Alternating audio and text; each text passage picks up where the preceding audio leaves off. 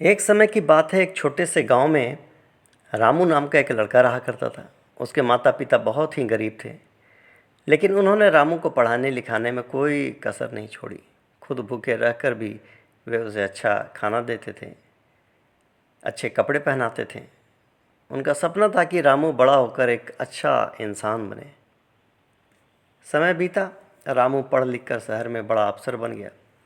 अब उसके पास धन दौलत और रुतबा सब कुछ था, नाम था उसका। लेकिन इस सफलता के साथ वह अपने माता पिता को धीरे धीरे भूलता चला गया। गांव में बूढ़े माँ बाप उसकी राह देखते रहते, लेकिन रामू कभी भी उनसे मिलने नहीं आता। एक दिन रामू के गांव में एक साधु आए। उन्होंने रामू के माता पिता की सेवा और त्याग के बारे में सुना, तो उन्होंने सोचा कि जब रामू गांव आएगा तो उनसे मिलूंगा। तो छुट्टियों में जब रामू गांव आया तो साधु ने उसे बुलाया और कहा कि तुम अपने माता पिता का कर्ज कब चुकाओगे। रामू इस पर हंसते हुए बोला कि मैंने उन्हें बहुत पैसे भेजे हैं, उनका कर्ज तो कब का चुका दिया मैंने।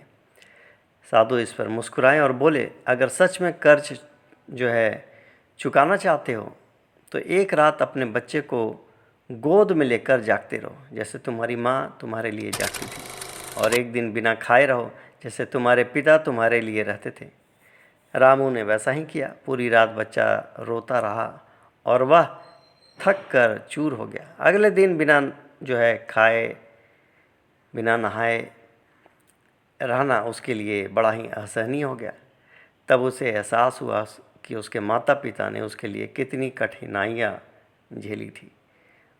उसकी आंखों में आंसू आ गए। वह तुरंत अपने माता पिता के पास गया, उनके चरणों में गिर पड़ा और बोला कि माँ बाप का कर्ज कोई भी कभी नहीं चुका सकता, बस उनका सम्मान और सेवा ही सच्चा कर्तव्य है। ये कहानी कहती है कि माता पिता का कर्ज कभी भी नहीं चुकाया जा सकता, हाँ, लेकिन उनकी सेवा, सच्चे मन से सेवा, सच्चे मन से सम्मान और प्रेम देना ही सच्चा कर्तव्य होता है। जय सिया राम।